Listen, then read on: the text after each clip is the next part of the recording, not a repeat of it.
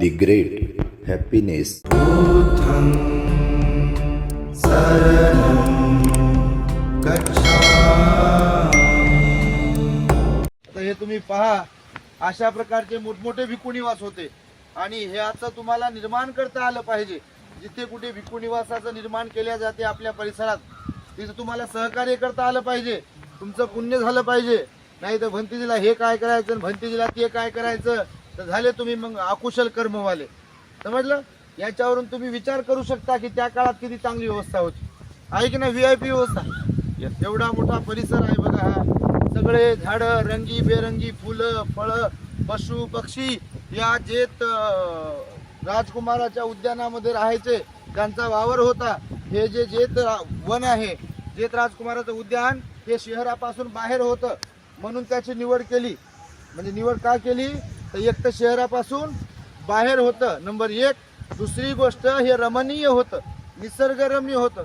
विविध प्रकारचे झाडं, विविध प्रकारचे फुलं, रंगी बेरंगी पशु पक्षी, आणि निवांत होतं, एकदम एकांतामध्ये होतं ना, कोणत्याही प्रकारचा अडथळा नव्हता. आणि म्हणून याची निवड अनाथ पिंडकाने केलेली आहे. सोन्याचे नाणे जमिनीवर अंथरले, 18 करोड रुपये त्या काळातले मुद्रा, सुवर्ण मुद्रा, आणि ही जमीन विकत घेतली. 18 करोड रुपये बांधकामासाठी खर्च केले विहाराच्या, आणि 18 करोड रुपये विहार दानाचा कार्यक्रम जो आहे त्याच्यासाठी लावण्यात आले. म्हणजे एकूण 54 करोड रुपयाचं हे जेतवन विहार या ठिकाणी त्यांनी निर्माण केलं आणि भगवान बुद्ध भिक्खू संघाला दान दिलेलं आहे. साधू साधू साधू. आता बोधी वृक्षाची माहिती सांगू आपण. आता फक्त त्या लोकांना अडथळा करायचा नाही, ठीक आहे? या साधू साधू साधू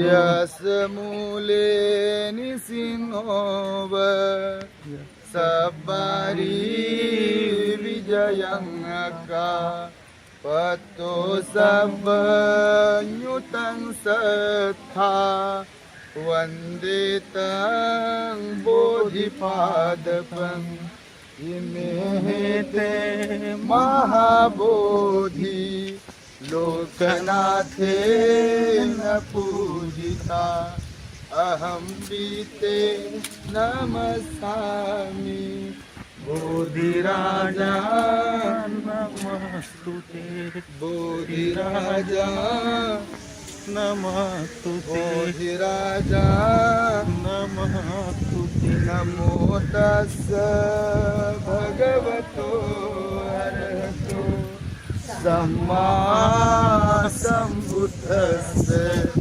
नमो तस्स भगवतो अरहतो सम्मा सम्बुद्धस्स नमो तस्स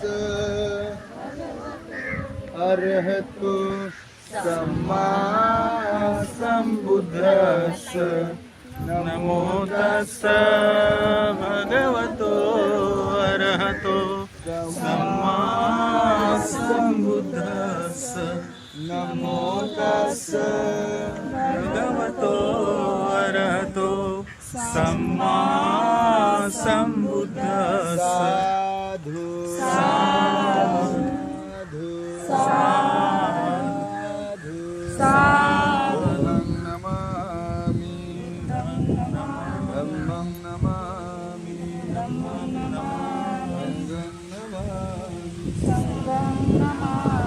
तर ऐका, आवाज येतोय माझा? हा. तर हा जो बोधिवृक्ष आहे हा अति प्राचीन आहे. ऐकताय? हा, तोंड बंद ठेवून ऐकलं तर ऐकायला येईल. ओके. हा अति प्राचीन बोधिवृक्ष आहे. आता असं म्हटलेलं आहे की जेतवनाचं जे मुख्य प्रवेशद्वार होतं, जेतवन विहाराचं जे मुख्य प्रवेशद्वार होतं, थोडं पुढे पुढे पुढे पुढे या पुढे इतरांना जाण्यासाठी साठवा. जेतवनाच्या मुख्य प्रवेशद्वाराजवळ या बोधिवृक्षाचं रोपण केलं. याची विशेषता अशी आहे की याला म्हणतात आनंद बोधिवृक्ष. काय नाव आहे? आनंद बोधिवृक्ष. हा, तर आनंद बोधिवृक्ष का म्हणतात याला हे तुम्हाला मी थोडक्यात सांगतो की भगवान इथे राहत होते. भगवान जेव्हा वर्षावासाला थांबायचे की नाही, तेव्हा भयंकर लोक असायचे, गर्दीच गर्दी अशी, दिवसभर गर्दी असायची, रात्रीपर्यंत गर्दी असायची. भगवंताचं वंदन करण्यासाठी, दान देण्यासाठी, धम्मदेशना ऐकण्यासाठी लोक यायचे ना, पूर्ण परिवारासह. राजे लोक यायचे, प्रधान लोक यायचे, ब्राह्मण, क्षत्रिय, वैश्य, वेगवेगळ्या प्रकारचे लोक लांबून लांबून यायचे. पण भगवंताचा वर्षावा झाला, कठीणची वरदान कार्यक्रम संपला की मग मात्र जास्त लोक इकडे काही यायचे नाही. The great happiness. बुद्धं शरणं गच्छामि